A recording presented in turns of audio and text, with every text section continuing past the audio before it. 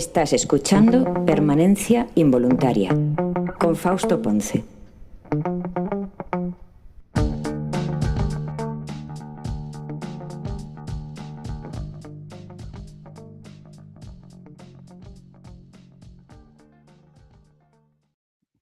¿Cómo están? Bienvenidos a Permanencia Involuntaria. Estoy muy cerca ahora de la compu, ¿verdad? Creo, sí, pero súper cerca. Hasta el pelo así, todo parado, todo. Es que estaba teniendo que arrancar la compu, bueno, como siempre, ¿verdad? El tema es que de pronto vi, ya no tenía espacio, así caché, ni memoria, ni nada, entonces tuve que estarla limpiando y me tardé años. Entonces ya, cuando me di cuenta que ya era muy tarde, dije, apresuré las cosas y ya ni siquiera vi nada, ni cómo me veía, ni nada. Pero bueno, gracias a la gente que está con nosotros, muchísimas gracias. Vamos a platicar acerca de Wonder Man, vamos a platicar sobre Sophie Turner, sobre el documental de Paul McCartney, vamos a platicar sobre el final de El Caballero de los Siete Reinos y más cosas. Yo creo que también de Idris Elba. En fin, bueno, gracias para la gente que está aquí, puede apoyarnos con su like, puede compartir la transmisión para que le llegue a más personas, ya lo saben. Y nada, Daniel Villamil está con nosotros y ahorita lo voy a enlazar. Danielito, ¿cómo estás? Te mando un abrazo. Hola, ¿todo bien por acá? Oye, espera que se murió Max Timmy. Sí, acabo de ver la noticia. O sea, bueno, se han muerto varios, perdónenme, pero Max Timmy, no sé, estoy en shock de que Max Timmy haya fallecido. Como que al parecer tenía esclerosis lateral amiotrófica, ¿no? Y le Sí, diagnosticaron hace como año y medio, o sea, duró bien poquito. sí, no sé, si no mal recuerdo, en diciembre salió, hacía como casi que a despedirse de, pues creo Híjole. que ya no voy a durar mucho, muchachos, y pues tristemente sí, se Qué cumplió lo que fuerte. mencionaba. Sí, obviamente creo que Max Timmy, su papel en Grey's Anatomy, que increíblemente esa telenovela sigue y sigue, pues siempre va a ser como que por lo que más se le recuerde. No, claro, totalmente. O sea, Max Timmy era toda una institución. O sea, qué fuerte, qué fuerte, qué fuerte. Además estaba muy joven también. Es decir, James Van Der Beek también, nada más que el tema es que, pues él ya hace mucho que había anunciado. O sea, siento que todavía había esperanza, ¿no? Como que James Van Der Beek lo lograra. Siento. Sí, como que suena feo, pero él ya tenía un rato más que se sabía que estaba enfermo y como que ya le iba a librar, bueno, no librando, pero sí seguía, sabías que seguía en sus terapias y todos los tratamientos que se necesitan. Y pues Maximi fue como de, creo que ya me voy a ir y si no tienen 3 meses y pues tristemente ya falleció. Sí, oye. No, estaba muy triste eso. Porque, ¿no? O sea, ¿por qué Max Timmy? Why McLovin? Además, siempre que no están tan lejos de la edad de uno, como que pega más, como dices, ay, ese está muy cerca. Sí, ándale, sí, cállate, Daniel. Sí, es algo que con la edad vas empezando a ver como de, ay, eso ya no está tan lejos, qué feo. Sí, cállate, Daniel Villamil. No, totalmente de acuerdo. Gran personaje ese de Max Timmy en Grey's Anatomy. Gran personaje. Eh, McDreamy. No, McDreamy no, McDreamy es Patrick Dempsey. Ajá, era su rival. Max Timmy, sí, era su rival. No, es que Ricardo Reyes está preguntando aquí que si era Max Timmy o McDreamy. No, era Max Timmy. Sí, era el rival, exacto. Que después son amigos, ¿no? Al final. Sí. Híjole. Bueno, Esa de Grey's eran Anatomy. amigos y él es el que se metía con su esposa de Max Timmy, por eso de McDreamy, De por eso se McDreamy. divorciaba. Sí, es cierto. Y después termina con la hermana de Grey. Ajá, ¿Qué es porque todo esa quedaba en serie? familia. Exacto, esa serie es una locura. ¿Qué tal? Y todavía sigue, ¿no? Sí, ahora en Disney Plus pueden verla en la temporada, creo que 22 ya va. 22 años, Daniel Villamil, ya es mucho, es demasiado. Ahí. Y estaba viendo anuncios de la serie ER y el personaje ¿cómo se llama el personaje? El actor que interpreta al mero mero en The Pit, se me olvida cómo se llama el actor.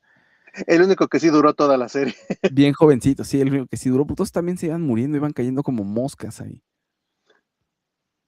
O se volvían muy famosos o morían, era una cosa muy extraña. Sí, también. En fin, en todos esos shows alguien muere, ¿no? Siempre. O por lo menos Sí. eso estaba yo acostumbrado en ER, así varios se morían, iban poco a poco cayendo. Pues así las cosas en la vida de los actores. Oye, hace mucho que te quería preguntar sobre Wonder Man, esta serie de Disney Plus que es de Marvel. Ah, Está interesante. Bueno, no la he terminado de ver, soy sincero, pero me pareció un planteamiento interesante. Y ahora sí, ponnos un poquito más en contexto, Danielito. Tú que eres como Es en toda esta parte de los cómics y fantasía animada. de ayer y hoy. Sí, Es ándale. la, es la serie más reciente de Marvel. La verdad, la anunciaron hace como 3, 4 años, todavía bajo el régimen del Bob anterior, no de Iger. Y fue un proyecto que realmente surge en ese momento en que todo lo querían lo más woke posible. Entonces fue de estos personajes que le cambian la raza. Y es un personaje que es poco conocido fuera de los que leemos cómics, porque no es así. Tiene grandes poderes, ha sido super brother de Bestia de los X-Men cuando anduvo con los Avengers, es parte de los Avengers de la costa oeste, que es como un subgrupo que generaba Clint Barton cuando para variar se peleaba con el Capi América y con Iron Man. Le decía, pues me voy a California a hacer mi propio Equipo. equipo. O como diría Bender, pero mejor no. Y entonces, pues, Simon Williams sí, en los cómics también es actor, es superhéroe, pero como menciono es blanco. Y pues, es un Avenger y de repente es de estos que les ponen tanto poder, su manejo de los fotones, que de repente ya no saben exactamente qué hacer. Ha estado un poco en desuso porque, insisto, como que de repente les dan tanto poder que se les complica escribirlos y como que en los 90 es cuando más fama alcanzó.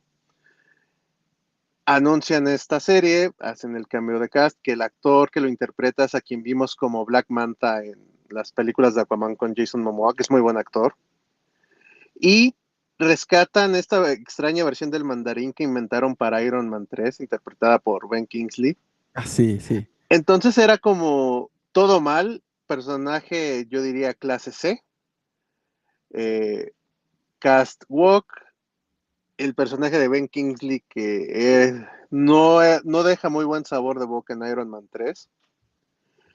Y entonces es como, pues la verdad no despierta pasiones, luego les cae la huelga, luego y todo lo que hemos platicado de varios proyectos. Y la verdad es que en un punto Disney pierde hasta la fe en el proyecto. Seriamente pensaron en cancelarlo. A media huelga dijeron, ya mejor cancélalo, lo mandamos como pérdida para recuperar impuestos. Pero el showrunner, que también es el showrunner de la serie de Hawkeye, precisamente, pelea mucho porque le den chance de terminarla y de que se estrene. Logra convencerlos porque al final del día, pues Disney sigue necesitando con qué llenar su plataforma.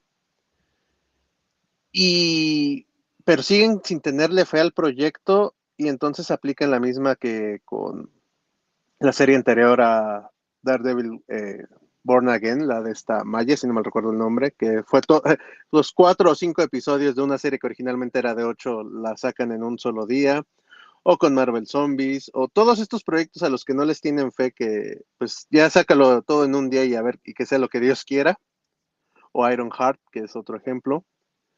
Y pues la verdad es que se nota que sí se necesita que se refresque los ejecutivos en la parte de Marvel, porque de todo lo último que ha estrenado, ese es el mejor proyecto y tristemente es al que menos fe le tuvieron. Es una serie muy fresca, es muy poco superheroica en el aspecto de que sí están en el universo Marvel, sí se hace mención al pasado del mandarín en Iron Man 3, incluso se hace alusión a cuando vivió secuestrado por el verdadero mandarín en Shang-Chi. Pero lo que importa es esta vida de Simon, que es el personaje que es Wonder Man, cómo está luchando, cómo es este actor en ciernes que sí tiene castings, que de hecho el primer episodio empieza muy padre porque él está invitado, como estrella invitada para un episodio de American Horror Story. Sí. Y él tiene que ser como es la contraparte del personaje que está interpretando Ashley Green. Ashley Green sale de ella misma. Pero es un tipo quiere ser tan perfeccionista, tan metódico, que él está para hacer una escena y ya, pero él se clava tanto que empieza con, es Sí. que mi personaje yo creo que debería de llamarla de tal forma porque siento que sí tiene una relación, pero que él la envidia, entonces ya no son amigos. Y a la directora primero le encanta la idea, porque dice, sí, me agrada, siento que va a funcionar. Como le dan que sí, entonces empieza a dar y dar ideas y dar ideas. Y en vez de empezar a grabar, insisto que solo una escena, pierden horas en todas las locuras que dice, al grado de, como mi personaje es un experto en la cultura azteca, yo creo que no debería de sacar tal libro, porque ese libro es solo de Mesoamérica, y él siendo tan experto en los aztecas, debería de traer tal libro. Al punto en que la productora se fastidia, le mencionan que le marca a Ryan Murphy para que corra a este cuate, y lo acaban Sí, corriendo. sí lo Entonces acabo ya ni de siquiera puede, tiene su momento de brillo que ya se había ganado, lo pierde por esto tan clavado que es. Entonces, pues, de aquí en adelante es sus peripecias, porque él es fanático en el universo Marvel cinematográfico. Wonder Man es un personaje de acción, es un héroe ochentero, que en la película que él va a ver con su papá de niño y por eso es fan, pareciera que es como la versión de Flash Gordon del universo Marvel, porque incluso los efectos aunque es un traje correcto para uno de los tantos que ha usado el personaje en cómics, la estética es más bien como de la película de Flash Gordon, la que volvió a ser famosa Ted hace unos años. Y entonces van a hacer un remake y él dice que es el personaje para el cual él está hecho porque él es súper fan desde niño y tiene esta conexión personal con la película, porque es con lo que, digamos, que hizo la mejor conexión con su papá. Y va a haber una película que también tiene mucho que ver, que acá la conocimos como Vaquero de Medianoche, y ahí se Sí, encuentra al personaje del mandarín y empiezan esta extraña amistad de el hombre viejo pero con experiencia y este joven con el talento pero que no sabe cómo explotarlo. Y a lo largo de los 8 episodios vamos viendo cómo crece su relación, cómo de ser ahí un encuentro al parecer fortuito, pues se vuelven amigos, él se vuelve el mentor de Simon, y al final cómo si va a lograr o no el papel, pero son todas las peripecias desde investigar, hacer su video para el casting. Tiene mucho de estudio y por el mal manejo que tiene la serie, pareciera que es una copia de estudio, que es una gran serie que ya hemos platicado que está en Apple, cuando en realidad esta serie la tenían lista desde antes de que estrenaran de estudio, pero sí. era tan poca la fe que la tenían ahí enlatada. Y entonces en vez de salir como algo innovador, no solo en la cuestión de superhéroes, sino como serie de televisión, pues sí quedó opacada entre que nadie la quiso ver al principio y cuando la empezó a hacer ruido, porque siempre hay gente que verá todo, y empieza a decir, no, es que sí está buena, no tiene nada que ver con los cómics, lo cual es cierto, pero como serie de televisión es genial y es nuevamente, Marvel puede seguir sacando cosas interesantes como el especial del Hombre Lobo que sacó hace 2 años. Sí, Esta es una miniserie que puede dar para otra temporada, puede dar para que lo agreguen en película, pero insisto, lo genial es la química que logra Ben Kingsley con el actor de Simon, porque si les crees que ya esta forma, que es un poco la pareja dispareja, pero también es, insisto, mentor y pupilo, sí lo crees y la forma en que van resolviendo los conflictos gracias a la relación que tienen y que genuinamente se estiman, se quieren, pues logran ir sorteando todos los problemas que muchas veces ellos mismos se causan.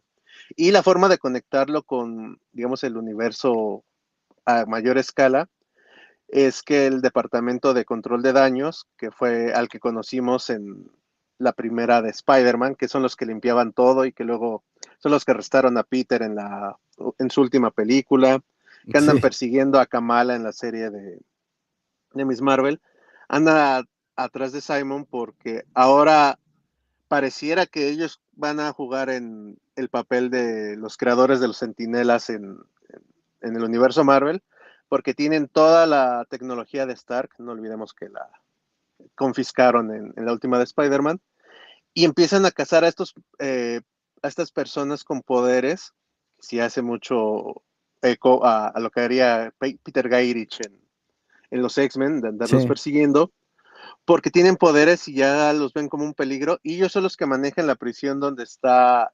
arrestado Blowski, que lo vimos también en She-Hulk, y es la misma prisión. Entonces sí tiene esas conexiones que realmente no importa.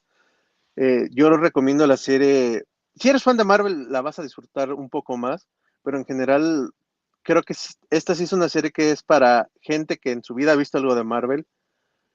La va a disfrutar porque, insisto, es una comedia ligera, es miniserie. E insisto, lo importante es la relación de ellos dos. No importa que él tenga poderes, que el otro se hizo pasar por el claro. mandarín, sino toda esa relación. Hay un episodio donde a él lo graban usando sus poderes y está prohibido que los superhéroes salgan en películas. Entonces tienen Sí. que ir a recuperar ese video y acaban en una casa que parece que venden drogas, pero en realidad son adolescentes que venden dulces mexicanos con tajín y con tamarindo, pero ellos los embolsan y todos los vecinos piensan que venden drogas y es un caos. Es de lo más idiota, pero es súper divertido porque está muy bien escrito. E insisto, es que realmente las actuaciones de ellos dos Está sí tienen buena. una gran química. O sea, sí es un bromance lo que estamos viendo ahí. Y en un Sí. episodio hasta le hacen la broma a ellos de que sí, ya sabemos de su bromance. Y por eso son actores juntos. Entonces, vale mucho la pena. Lástima que Marvel no supo lo que tenía, Disney en general. Entonces creo que sí es como que momento de que Kevin Feige empiece a renovar el establo, pero ya no tanto de actores, sino ya de escritores ejecutivos, porque han tenido estos proyectos, Miss Marvel, que también aquí siempre decimos que es buena, pero no supieron darle un buen marketing, y le han apostado a proyectos pésimos que a la larga solo les han costado dinero y mucho del público que tenían ya afianzado. Entonces, este tipo de cosas son los que pueden generar tu nuevo público porque no necesitas nada de bagaje. Lo poco que se explota sobre Mandarín y Shang-Chi, ellos mismos te lo explican. Hay en el episodio 3, si no me recuerdo, es donde te enseñan cómo fue que pasó todo esto. Y aparte, el cuarto episodio es como una mini película dentro de la serie, porque es donde te cuentan por qué existe la cláusula del doorman o el portero, que es la que prohíbe que los actores salgan en películas. Sí. Entonces es un, Los digamos, superhéroes, especial sí. aparte. Sí, es en blanco y negro, sale Josh Gad para los fanáticos de Olaf. Las actuaciones de los personajes, porque ahí Wonder Man solo sale hasta el final. Todo lo que pasa en ese episodio es su propia historia, pero obviamente al final conectan de cómo fue que ahora están prohibidos. Y aparte es hasta moraleja de cómo el hombre puede ser feliz con un trabajo muy sencillo y la fama te puede corromper y cómo se vuelve adictiva. Entonces tiene varias lecturas la serie, no nada Está más es buena. bodycom, Está es que es muy buena. Oye, sorprendente hasta dónde pueden llegar y que de repente ya se nos había olvidado por fiasco tras fiasco que han entregado en sí. los últimos años. Oye, ahora, ¿el personaje va a tener relevancia dentro del universo cinematográfico o se va a quedar ahí perdido? Eso es lo que nadie sabe, porque era tan poca la fe que fue como, pues ya sácalo y que sea lo que sea. Él podría funcionar con Clint Barton, porque o bueno, se supone que los rumores dicen que se iba a regresar, entonces podría estar ahí. Podría quedarse nada más como para otra temporada donde ahora tenga otra película que quiera hacer. Podría ser como este comical relief, pero a manera de serie. Tiene muchas posibilidades porque aparte sí te cuentan toda una historia, pero sí dejan ahí como un hilito por si quieren aventarse algo más, agregarlo en otra película. Ya no les dará tiempo para agregarlo en Doomsday, pero en Secret Wars podrían agregarlo. Puede ayudar al final del día en que pues, va a ser todos contra Doom, entonces no sobrarían más manos. De hecho, ya vimos que han jalado a muchos actores. Si no lo agregan, tampoco pasaría nada, porque insisto, pueden mantenerse como simplemente dentro o guardarlo y ahora que la próxima fase ya se sabe que va a ser sobre X-Men, este incluso podría verse como el primer proyecto de esa fase ya sobre mutantes, por esto de la persecución que él tiene. No se dice que es mutante, en los cómics de hecho no es mutante, obtiene sus poderes por experimentos, pero aquí la primera vez que se le activan es adolescente, es porque está enojado, que es lo clásico en cómo todos los X-Men se les prenden los poderes cuando llegan a la pubertad y Claro. sufren algún tipo de trauma o emoción, ya sea el primer amor que los dejaron o cualquier cosa como hemos visto en caricaturas cómics. Entonces, como que es otro que está planteado para ser un posible mutante como Kamala Khan. Entonces, a lo mejor hasta no sirve de nada ahorita las películas, pero lo guarden para X-Men, y más porque les digo que él ha sido también como esta pareja heroica de Beast cuando estuvo con los Avengers, que incluso lo agregan a la nueva versión de X-Men que están trabajando. Claro. Pues a ver qué tal. Está buena. Wonder Man vale la pena, insisto. Está, porque digamos que sobrevive ahí solita, es como un standalone, ¿no? Que puedes ver sin tema, como dice Daniel Villamil. A mí también me está agradando. No he terminado el final, pero bueno, ahí es una opción buena por si quieren ver algo diferente. No han visto Marvel, también puede ser una buena opción. En fin, es muy noble, digamos, la serie, ¿no? Oye, ¿sabes la que, paréntesis ahorita y ya seguimos platicando con otras de las series que tenemos aquí? Pero estaba viendo Hijack, la primera temporada, con Idris Elba. ¡Qué buena está! Es gran serie. Si no la han visto, véanla. Lleva ya 2 temporadas, pero es una super serie. Idris Elba es un personaje que es un negociador y de pronto se sube a un avión y se da cuenta que pues, están a punto de secuestrarlo. No puede hacer nada mientras está ocurriendo eso. Pero pues ya, ahora sí que ya que ocurre, pues tiene que entrarle al quite. Entonces está buena, está muy emocionante. Hasta Gabriel, que estaba jugando con otras cosas, estaba jugando Minecraft, de pronto volteó y dijo, oye, ¿qué pasa? ¿Secuestraron el avión? ¿Qué? A ver, ¿puedo verla? Se quedó como 2 capítulos clavado ahí. Entonces, vale la pena. La primera serie, todavía no la termino, ya va en una segunda serie. No sé si ya están todos sí, ya. Ah, no, ahí les va. Son 8 episodios en la segunda temporada y el 4 de marzo terminan. Entonces, la segunda temporada todavía no termina, está disponible en Apple TV. Véanla. O sea, cómo van a deshacerle en tuerto en el aire con Idris Elba ahí arriba. Eso vale la pena ver porque es Idris Elba. La verdad es que es un súper actor. Además, te emociona verlo en acción, la verdad. Es un tipazo. Pues muy bien. Y hablando de grandes actores, bueno, ahora de grandes actrices, serie de Sophie Turner, Daniel Villamil, ¿te gusta, no te gusta? ¿Cómo está? Cuéntanos un poquito. Sí me gustó, me llamó la atención desde que vi el tráiler, eh, y entonces, aparte ella se me hace muy carismática, es buena actriz, decidí verla, sobre todo porque ahora que ya es oficial que sí será Lara Croft, quería ver qué nos puede deparar en esa serie. Y está muy divertida la serie. Es el robo, si no mal recuerdo, le pusieron aquí. Y trata de que ella trabaja como asesora en una compañía de seguros y que también maneja pensiones. Y un día, es el primer episodio, llega unos asaltabancos, podría decirse. Todos traen máscaras, entonces nadie los puede reconocer. El sistema de captura de movimiento, pues detecta que hay alguien, pero como traen máscaras no traen, digamos, de ladrones, sino se ponen plastas de maquillaje y cosas así para que no puedas reconocerlos, ni las cámaras, ni nada por el estilo. Y se roban toda la pensión de varios sindicatos que maneja esta poderosa firma. Entonces llega la policía cuando se acaba porque uno de ellos los encierran en una sala de juntas, se pone nervioso, empieza a hacer como señas para que el edificio de enfrente lo vean. Hagan de cuenta que ellos trabajan en Torre Mayor y hace señas en la ventana y lo empiezan a ver en el Hotel Reforma, ¿no?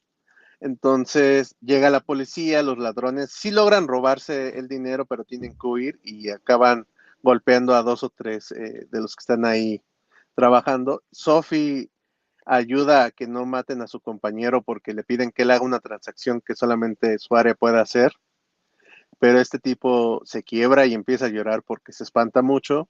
Entonces ella entra al quite, hace la transacción, habla digamos, al sistema de seguridad para que sí aprueben la transacción donde se llevaron todo el dinero. Y llega la policía, todo el mundo la empieza a ver como una heroína porque gracias a ella no mataron a este menso. Y la trama es saber quién estuvo. La policía se da cuenta que para conocer tantos métodos y todos los procesos que se tienen que hacer para sacar tanto dinero de la compañía, tuvo que ver a alguien de adentro. Entonces es este thriller sobre quién ayudó, quién está involucrado, ella está involucrada, no está involucrada.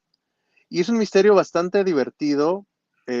Al final del primer episodio ya te dan como que una pista súper importante. Y luego ya no importa tanto si quién está o quién no, sino por qué robaron, que eso es lo más interesante, por qué alguien arriesgaría tanto. Digo, sí es mucho dinero, pero hay un trasfondo de por qué se roban todo este dinero. Entonces vale mucho la pena, es muy divertida. La química que tiene ella con tanto al compañero que salva como con el detective encargado del caso, vale mucho la pena. Y todos los personajes que aparecen, salvo los ladrones, tienen, digamos, su momento de brillar.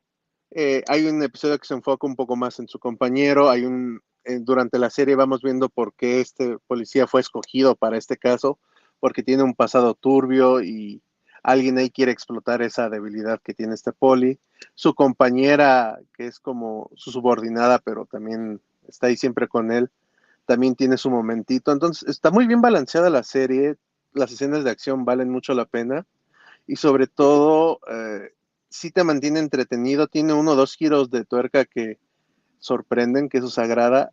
Es como bastante fácil al tercer episodio saber ya quién es el que está detrás de todo, pero no sabes por qué está detrás de todo. Eso te lo confirman, digamos, en los últimos 5 minutos del último episodio.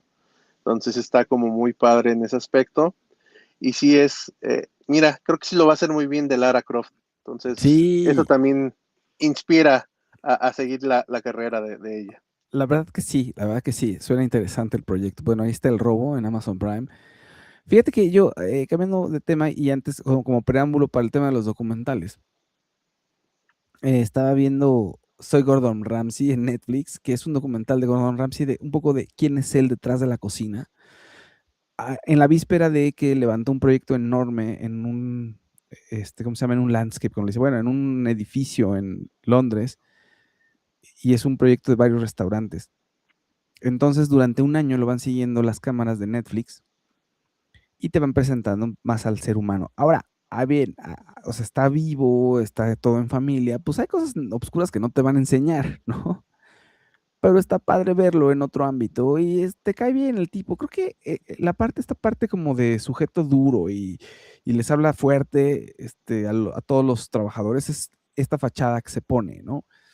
Pero creo que en el fondo es un buen tipo, o sea, como que se ablanda bajo ciertas circunstancias, o ya cuando le quitas la máscara consigue, como cuando rompe el caparazón, consigue ser una persona como muy cálida, que le importa a la gente al final. Y creo que sí, fíjate que lo ves en los programas, cuando les está hablando fuerte a los dueños de los restaurantes, en algún momento cuando todo el mundo está quebrando, después como que empatice, es que tú puedes hacerlo, es que, o sea, ya cuando el otro también se quitó la careta y está así flojito y cooperando, ya como que entra como otro discurso de Gordon Ramsay y otra faceta en donde ya ves a un ser humano tratando de ayudar a otro, ¿no? Eso es cierto. Ahora, finalmente, pues la magia del documental, la magia de este es Gordon Ramsay, entonces pues se lo creemos y yo estoy dispuesto a creerles que es un gran papá y que es un tipo muy interesante y cálido, fuera de los regaños que les mete a todo el mundo en su serie de restaurantes, ¿no? Lo que pasa es que de unos 2 o 3 años para acá, a lo mejor 4, sí su personaje de este hombre rudo se lo empezó a comer y sí ya era de repente los exabruptos que tenía en cualquiera de los reality en los que participa, ya se veían falsos o o sobreactuados, ya no se sentían auténticos. Creo que por eso empieza a lanzar como esto de limpiar su imagen. Aparte de que afortunadamente ya hay una nueva corriente, digamos, de pensamiento en los restaurantes, de que un chef no forzosamente tiene que ser así de explosivo. Eh, hace que 15 años que empecé a trabajar en ámbitos restauranteros, la gran mayoría de los chefs sí son así, pero también son estereotipos, pero también es porque la gente que trabaja en cocina es la adrenalina y la tensión de tengo que sacar esta comanda en tiempo y forma y tengo otras 10 más. Y de repente, si no les hablaban fuerte, como que se perdían. Y entonces se volvió un ciclo vicioso porque llegaba alguien nuevo, no, pues a mí no me tratas así, pues es que así siempre ha sido. Entonces es una cultura de cocinas desde por lo menos los 60, lo que me han contado, que antes era todavía más rudo, pero igual de hace unos 5 o 6 años para acá se está tratando de que no es el ejército para que te anden gritando así ni cosas por el estilo, porque sí, hay chefs que son gritones, pero jamás cruzan la línea de ser, de insultarte, de sobajarte o maltratarte. Y hay personas que aprovechándose de ser el jefe, sí lo hacían simplemente porque les gustaba, no porque fuera necesario. Entonces, Claro. que afortunadamente, insisto, esto está cambiando ya también en las cocinas a nivel internacional, también le empieza a pegar un poco a este personaje que tenía Ramsey, porque ya es muy diferente a nivel, no solo trabajarlo, sino cómo lo percibe la gente, que es un Fíjate, poco también lo que le pasaba al chef Benito en las últimas sí, temporadas de eh, MasterChef. sí, el Chef Benito ya empezaba a caer mal y de pronto nada más veías esa parte gruñona, entonces ya era estaba pésimo. ¿Qué ocurre seguramente cuando un personaje que funciona en televisión empieza a decaer? Ahora, sí, por un lado está el personaje, como dices tú, de la televisión, por otro lado, sí es una tradición, seguramente, estos gritos en la cocina y ese ambiente horrible, que lo vemos en la serie de televisión The Bear, que es una comedia, pero también se ve que le sufren horrible y todos están histéricos, todos son neuróticos y es una cosa de terror y muchos de los que están ahí terminan llorando en las cocinas.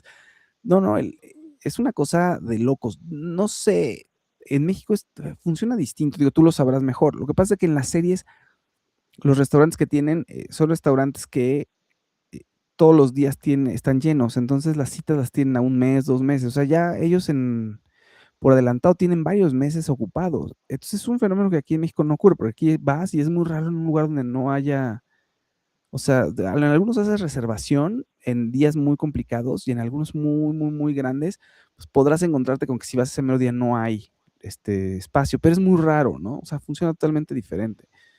Entonces, siento que el nivel de estrés que hay allá eh, es más extremo en el día a día, siento, Daniel Villamil. No sé cómo lo veas tú. Sí, el nivel de estrés es el mismo. Bueno, por lo menos sí también conozco cocinas de restaurantes de Estados Unidos.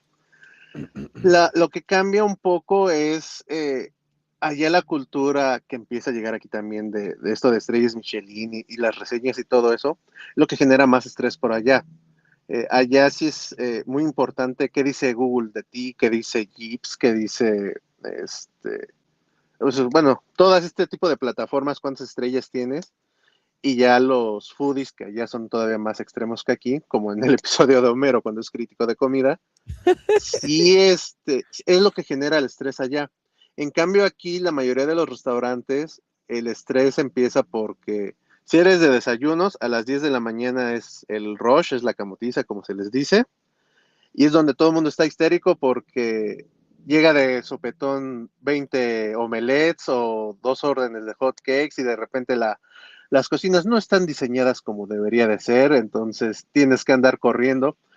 Y en Estados Unidos las cocinas casi siempre están bien diseñadas, pero el tema es la presión de que no lo hago bien y perdemos popularidad.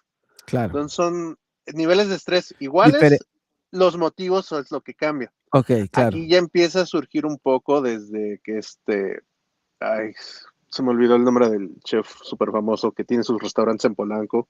El que dice que no te va a dar limón porque eso ya va en contra de su receta. Es un payaso, ¿cómo se llama? Ahorita me Espérame, acuerdo, ahorita pero a yo, ¿qué tal? raíz de Es un payaso, ¿qué tal? a raíz de la fama que él tiene y de que triunfó en otros países y habrá que su restaurante, empieza a traer un poco esta cultura de ahí sí tienes que reservar muchas veces, no todo el año, es por temporadas, sobre todo cuando sale alguna nota como que Enrique otra vez se Olvera, pone de moda. Enrique Olvera, gracias. Y el él de ha Puyol, es el generado de que, Puyol. Sí, exactamente, Pero, él ha generado que sí ya empieza a ver esto, no es lo mismo todavía, pero ahora, por ejemplo, que ya también la guía Michelin aquí empieza a dar a taquerías, que eso se me hace súper divertido. Sí, ya también empieza la gente a valorar esto y ya se empieza a generar ahora también el estrés de tengo que mantener, sobre todo ahorita es más las calificaciones, insisto, de Google y plataformas así, porque las generaciones más jóvenes sí le ponen mucha atención a eso y sí depende mucho que vayan o no a tu lugar a comer. pero ahí el chef volverá, el tema es que, o sea, sí, pues no da limón porque no va con su receta, pues ahí es interesante porque finalmente, bueno, lo que sirve en Puyol, por ejemplo, el restaurante de Puyol, pues es cocina contemporánea, son platos ahí, vamos, no es como el típico guisado, pues también se entiende, pero sí es un poco payasón. Pero, oye, nada más rápidamente, el proyecto del Gordon, ¿no? Te iba a decir, de Gordon Ramsay, es un proyecto restaurantero que abre él en el segundo edificio más alto de Londres, que es el 22 Bishopgate. Ese es un rascacielos. Entonces, en la parte de arriba tiene él un lugar asiático con una terraza que se ve espectacular. El lugar se llama Lucky Cat, que está en el piso 60. Es una vista espectacular, ¿no? Y después hay el espacio, son como 3 pisos, me parece, en los que él se agandalló, así los pisos de hasta arriba, casi, casi. Y después hay un restaurancito de Gordon Ramsay que tiene 14 asientos nada más, o sea, es para 14 personas. Y después hay otro restaurante que es un poquito más relajado, que es el Bread Street Kitchen and Bar, que es algo más relajado. Son 3 espacios ahí en el rascacielos. Y es una cosa, pues bastante, por lo que veo, es un emprendimiento que ahora sí que es muy ambicioso, que no se ha hecho de ese tamaño. Y Gordon Ramsay lo dice en el documental, o sea, si le falla, puede ser ya así, casi, casi la quiebra de su carrera. O sea, entonces está interesante, está padre, véanlo, que vale mucho la pena. Si les gusta la comida y les gusta eso, pues tienen que verlo, ¿no? La verdad.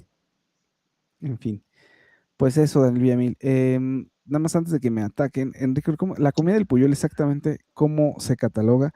Porque yo estoy diciendo que es como cocina de autor contemporáneo, pero ¿cómo le podemos llamar? Sí, sí es cocina Sí, de ¿no? autor Autor, por ¿no? lo que hace. Es un poco también personaje esto de no te voy a dar limones y los chiles toreados que mencionaba Ricardo Reyes, porque al final del día sí es esto de yo lo diseñé porque eso, No. eso es muy cierto. Cuando un chef a esos niveles, sobre todo en repostería, que es la más compleja, sí tiene que pensar si le, si le agrega cierto nivel de sal a lo dulce para que la combinación sí la sientas diferente. Cuando ya se meten en temas de maridaje, que es, bueno, esto lo comes tomando tal vino o tal cerveza y todo esto, sí están, sí lo hacen para que tú detectes cierto sabor. No, Pero también es claro. una payasada prohibirte, pues sí, tú me diseñaste esto, pero para mí le falta sal, limón, lo que Sí. sea. No, Entonces, o sea, es un poco esto de es mi personaje y pues se supone que vienes a verme a mí porque sí, pero, eventualmente pues, te come la fama, como mencionábamos ahorita en el episodio de Wonderman. pero yo sí conozco gente, o sea, no lo entiendo porque lo dice, sé que es un chiste, digo, y sé que, no sé cómo sea, en realidad no lo conozco, digo, dije que es medio payasón, pero en realidad pues, no lo conozco. Lo que pasa es que a mí la cocina ahí de autor, contemporánea, así, y la cocina, la comida molecular y todo, o sea, no me gusta, la verdad, soy más tragón, entonces, pues soy más, o como decía un amigo, yo sí soy más como del asado y el guisado, entonces, pues no me encantan. Obviamente, Sí, pues las sí, porciones son muy chicas, sobre todo en las sí, moleculares. sobre todo en la molecular, es otro tipo de experiencia, ¿no? Yo lo entiendo, es otra cosa, vamos, o sea, sí es para comer y lo disfrutas, es diferente, pues, la experiencia, ¿no? Pero sí entiendo por qué no daría ciertas cosas. Ahora, yo en otro tipo de restaurantes, por ejemplo, restaurantes italianos, de pronto he visto gente que en un risotto sí te pide tus chiles toreados. Entonces, es raro y, pues sí, no tiene sentido, no va como dice Daniel Villamil, definitivamente, ¿no? Hay cosas que no se mezclan, pero bueno, y aquí en México pedimos mucho limón y para todo, pero hay que ser a veces un poco recatados en ese asunto. Sí, Que dice, la historia que del parrillero del califa de León está buena. Se trepó en un tabique y lo marearon, se terminó peleando con los dueños y se fue con una filipina Michelin a otro lado. Bueno, pues está bien.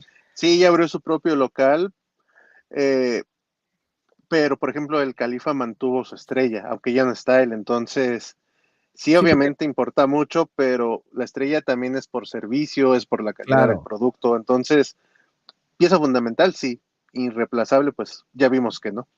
sí, tal cual. Pues bueno, ahí está. Y ahora sí, esto para preámbulo, porque Daniel Villamil vio el documental de Paul McCartney. ¿Y qué tal, Daniel Villamil? Es como que los Beatles están teniendo mucho homenaje y mucha revaloración. Eh, Creo que es un momento en el que hay generaciones que no parecía ser que siempre todo el mundo los iba a escuchar y todo el mundo los iba a conocer. Y creo que las generaciones ahorita, los 20 años, 15 años, están un poco desconectadas de los Beatles. Entonces, como que hay una especie de, ¿cómo podemos decirlo? De reinterpretación de los Beatles, de qué tan buenos fueron, ¿no? ¿Qué es lo que realmente, cuál era realmente su valor? En fin, está interesante el discurso, me parece, en una época, ya lo hemos platicado aquí, en donde pues ahora sí que el reggaetón es lo que rifa y la música está rifando por su originalidad más que por un talento, ¿cómo podemos decirlo? Pues un ingenio artístico o una virtuosidad, ¿no? Sí, yo creo que todo surge, creo que el primer como gran revival de los Beatles para jóvenes es en el 2009, cuando al fin logran como deal, perdón, entre Apple Records, que es la compañía de los Beatles de discos, y Apple, compañía de ahora de celulares más que de computadoras de Steve Jobs, porque ellos no tenían su catálogo en iTunes.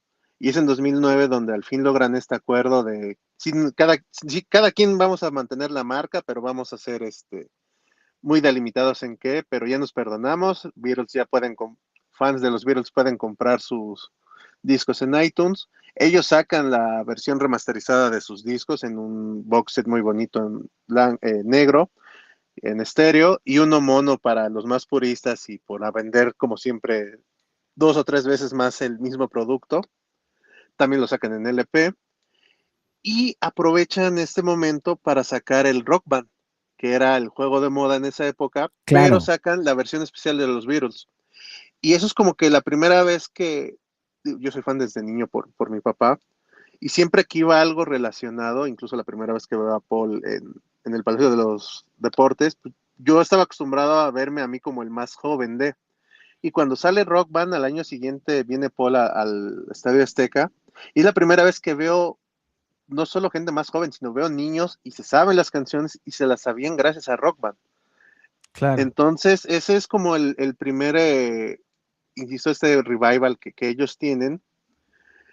Y hace poco pareciera que no, o que era muy para los clavados, que de hecho lo platicamos largo y tendido acá cuando sale el Get Back en Disney Plus, pero sí hay muchos chavos que tienen Disney Plus y pues, de repente ya se me acabó el catálogo, aunque pareciera que no, y se lo pusieron a ver, y hay mucha gente que conoció a los Beatles digo, para nosotros es medio extraño, pero ellos fue su primer contacto, y les llama la atención ver cómo sí, no es, suenan súper sencillas, pero como estos cuatro locos ahí mentándose un poco la madre, pero que se ve cuántos se siguen queriendo y cómo pueden crear esta música que suena súper sencilla, pero que ya vimos que tomaba hasta 30 tomas lograr lo que ellos querían que sonara, o pégate la parte de Sí. uno de las cinco y todo lo que vemos ahí, y que aparte no había tecnología para hacerlo, era literal recorta la cinta y pégala a la otra.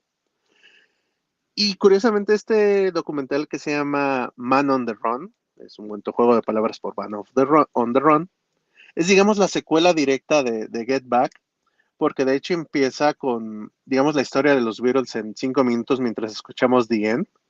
Claro. Y se parece mucho al documental que se estrenó hace unos 2 años de David Bowie, que era como narrado por él, pero tomado de varias entrevistas y con este toque medio onírico que salíamos al espacio y íbamos conociendo cada faceta de Bowie. Aquí también tiene esta parte onírica, pero es más como un cuento que nos está contando Paul, él lo narra, pero el director inteligentemente no es un documental de head to head, sino que siempre estamos viendo alguna imagen. Estamos viendo, insisto, cómo fue la carrera de los Beatles, qué hace Paul al separarse de esos momentos de locura, de repente regresa en el tiempo a cuando se casa y había escenas que yo nunca había visto, que me dio mucha risa, de niñas alrededor de, no sé si es iglesia o el juzgado o donde se casa Paul, llorando, unas de emoción porque su Beatle favorito se casó y otras llorando porque su Beatle favorito se casó. Entonces es como muy loco ver eso, ver que sí, pues, todos entran en su época de duelo al separarse la banda, y Paul lo que hace es irse a encerrar en una granja olvidada de Dios ahí en Escocia, Sí. y que muchas de las fotos más famosas de él te das cuenta que se las tomaron ahí, porque pues, ahí vivió un rato, ahí nace su primera hija con Linda, te cuentan un poco de su relación, y todo te lo van contando en voz en off, y de repente, obviamente es material de archivo la voz de Linda, de repente son los hijos de Paul, sobre todo Estela, que ella pues es muy famosa por su línea de ropa, y es bien interesante, a mí yo no soy experto de modas, pero el corte que usaba Paul en los 70 y Linda era como de Dios, ¿por qué se cortaban el pelo tan feo? ¿Y por qué se vestían tan feo? Que digo, siempre, ya lo he dicho antes, yo no me gusta su época setentera, tampoco visualmente, pero sus canciones sí. Pero por lo menos él se veía como más o menos raro que Paul. Ringo siempre fue el extravagante. Pero aquí te das cuenta que era porque Linda quería ser diferente, pero no estilo Yoko Ono, sino porque ella quería tener su propio estilo, y que eso no te lo dicen, pero te das cuenta que es lo que influye en Estela y que por eso se vuelve una gran diseñadora súper famosa, porque tiene a su mamá de referente, que ella buscaba cómo combinar ropa que todo el mundo decía que nada que ver, pero que Claro. ella lo encontraba look, y te ponen ella era fotógrafa, empiezas a ver fotos, te das cuenta que sí hay una propuesta en su forma de vestir. Te das cuenta que Paul realmente, aunque él siempre dijo que era Wings, un grupo y que todos valían lo mismo, y varios músicos que también lo narran, pues que básicamente era Paul más cuatro. Y, y ya que acabas de ver el documental que termina en los 80, cuando se separa Wings ya oficialmente, y que sale McCartney 2, pues que básicamente Paul no sabe estar solo. A los 14, 15 años conoce a John, desde entonces vive con él de una u otra forma hasta que se separan los Beatles, y por eso entra en esta crisis de ¿y ahora qué demonios hago? Porque no, nunca había estado solo desde que mi mamá murió, que eso le genera como su primer gran trauma, y pues, se casa con Linda. Linda también se le murió la mamá cuando era súper joven, entonces como que tienen eso que los une, y rápido es formar otra banda porque es como mi zona de confort, y que esta la primera alineación de Wings como que no servía mucho, es hasta la segunda que ya sale Band of the Run, que es como donde ya verdaderamente Paul vuelve a destacar, porque los dos primeros discos son muy experimentales, que creo que eso es lo que le llama ahora la atención a los niños, porque Ram es una cosa bien rara, es el segundo disco de McCartney, pero ahora ya que lo escuchas, pues sí tiene como los previos a la música electrónica, a un poco de folk, o sea, es lo que él tenía que sacar, como lo que él tenía acumulado, y que recordemos que en Get Back se ve que él ya tenía varias canciones que eventualmente va a sacar hasta Band of the Run y discos subsecuentes, pero ya las tenía pensadas desde su época de los Beatles. Claro. Y pues con esto viendo de que él no se sabe estar solo, también entiendes por qué cuando fallece Linda, luego se casa con Heather Mills, que no acaba muy bien, y que No, no, después de eso pobre. otra vez se vuelve a casar, porque al final del día Paul es un genio, pero no sabe estar solo, que es creo que una lectura bien interesante que obtienes de ver este documental, porque el director es muy hábil en contarte todos sus problemas con la marihuana, cómo él, cuando va, al fin, eso le cancela su primer gira a Japón, y cuando en los 80 al fin va a poder ir a Japón a hacer eso, es cuando ya no se siente a gusto con Wings, cuando esa tercera alineación como que tampoco le gusta tanto, y él en alguna de las voces en off, porque también usan grabaciones de época, dice, pues la verdad, como que quería que me descubrieran. Dice, yo de niño en Liverpool me subía al tren, y si lo veía medio vacío me colaba a primera clase, pero obviamente siempre me cachaba. Entonces, como que te da a entender que él sabía que si llevaba drogas podían atraparlo, pero se nota que básicamente fue, ojalá me atrapen para zafarme de esto porque no me siento al 100. Y Claro. termina en esa época en que al fin como que se reencuentra a sí mismo, que acepta que ya no necesita una banda y que ya ahora sí es, digamos, Paul más los músicos que son Que musicazos. vengan. Sí. Exactamente. Que, triste porque me hubiera encantado saber cómo es que conoce a Abe, a su baterista actual, se me acaba de Ah, olvidar. Laboriel. El Abe Laboriel, Laboriel. exactamente, Sí. gracias. Que es un tipo, es de los bateristas más interesantes que he visto y escuchado, porque aparte está gigante y la fuerza con que le da la batería y la pasión, creo que es muy sobresaliente y que en cualquier otra banda el tipo sería una superestrella, pero pues está con Paul y obviamente, sí, es Paul y su banda ahí de músicos, pero él tiene toda la manera de ser una superestrella, pero él es feliz ahí. Entonces, eso sí me hubiera gustado que llegara hasta allá. Y una lectura también que está padre, pero que muy en el fondo creo que no ha de ser tan padre para la esposa actual de Paul, es que en el fondo sigue amando a Linda y como que nunca la dejó ir. Y pues también las mejores canciones de amor de Paul se las escribe a ella, Maybe I'm Amazed, Hope of Deliverance, que es mi canción favorita de Paul. Está bien bonita. Hope of Deliverance es bien bonita. Entonces es como, pues sí, ya después de eso, ¿qué les puedes escribir a las que vienen? Y aunque My Valentine es muy bonita, pues no se compara a eso. Y aparte en las voces recuperan fragmentos de John Lennon, cómo sí se logran reconciliar. Y creo que lo más padre es esa famosa que era medio leyenda urbana que él no hace mucho ya había dicho que sí pasó, pero como que escucharlo en el documental está padre de que un día fue al departamento de John y John le dice, oye, aquí en Nueva York lo de hoy es Saturday Night Live, vamos a verlo. Y que sí les cruzó por la cabeza aventarse a caerles así de sorpresa, que incluso hay película de qué hubiera pasado si se hubieran animado a ir. Y que ellos se quedaron, no, porque esto, o sea, tú y yo realmente queremos hacerlo o solo sería por los fans. No, pues yo ya al fin encontré mi ritmo como solista, tú estás bien con la Plastic Band, entonces, no, ¿para qué vamos?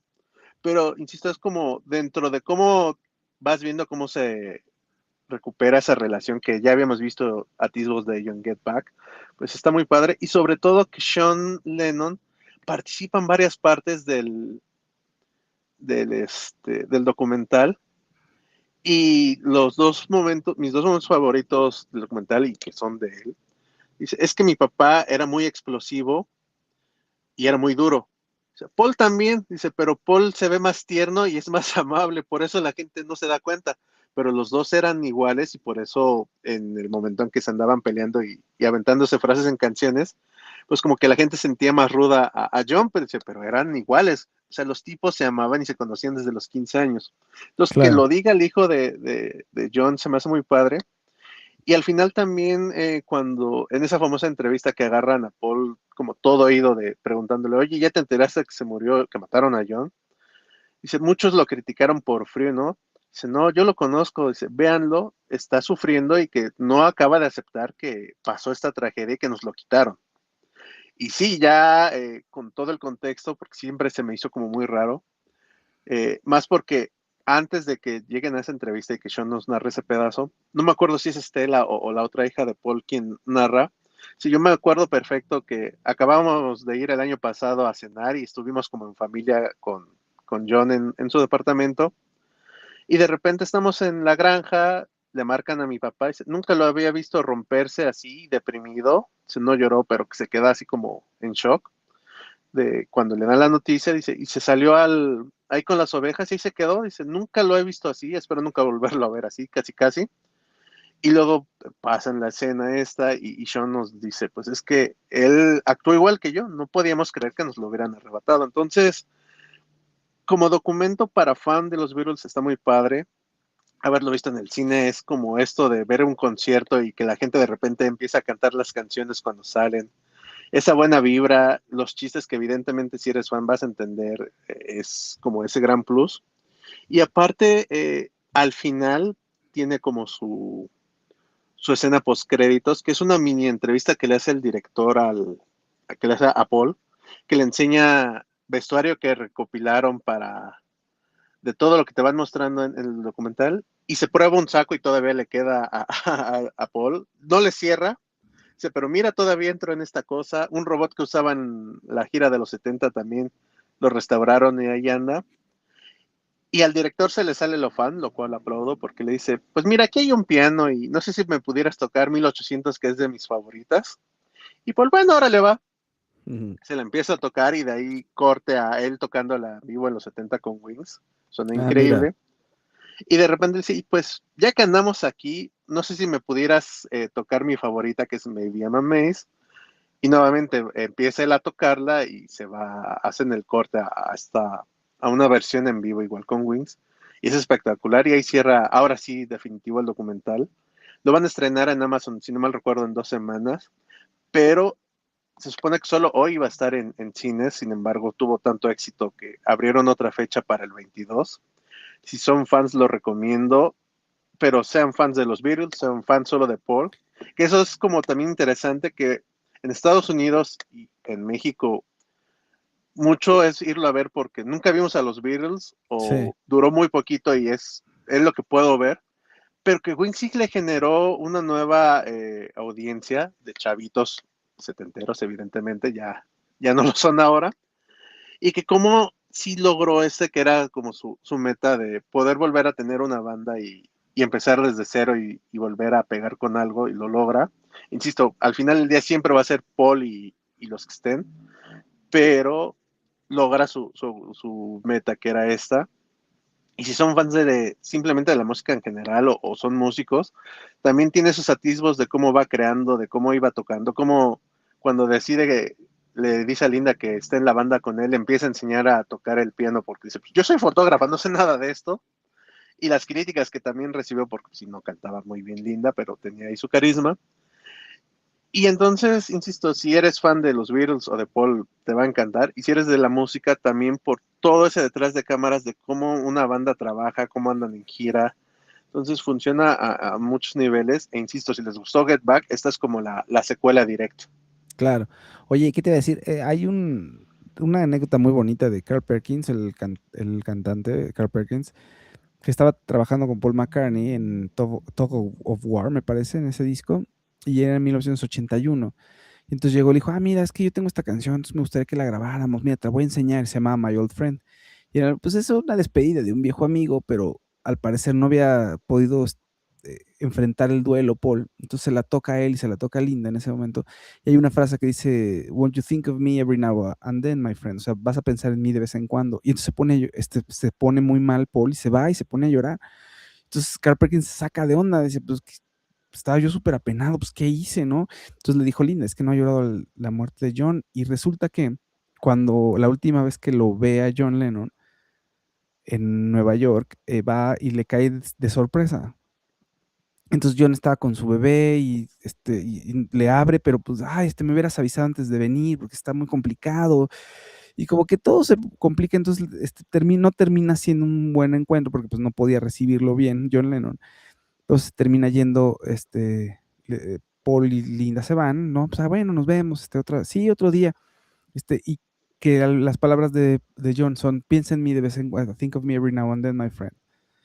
Y entonces, cuando pues Carl Perkins le toca esa canción y oye la línea, pues se pone muy mal, ¿no? Y después esa línea la incorpora ahora sí que en la última canción de John Lennon, que producen los Beatles, ¿no? De las cintas que encuentra Yoko hace mucho tiempo y que ahora pudieron, gracias a la inteligencia artificial, la pudieron armar por fin. Entonces es muy interesante historia, casi mágica, ¿no? En fin, nada más la quería platicar porque me parece muy conmovedora. Pues nada, ahí están las recomendaciones de esta semana. Gracias, Daniel Villamil, muchísimas gracias. Pues nada, ahora sí que despídete de tu público mientras encuentro tu súper. Gracias.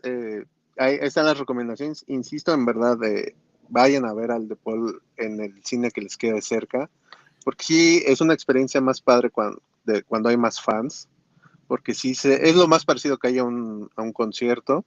Qué padre. Y aparte, pues en pantalla grande y con ese audio vale mucho la pena las canciones, las versiones en vivo, porque sí nos muestran varios segmentos de la gira de Wings on America. Claro, pues muy bien. Ahí está las recomendaciones del día de hoy. Siguen a Daniel Villamil en @danwoki, Woki con WKIE en Twitter e Instagram. Gracias, Danielita, muchísimas gracias. Yo soy Fausto Ponce y nos vemos y nos escuchamos en el siguiente episodio de Permanencia Involuntaria. Hasta luego.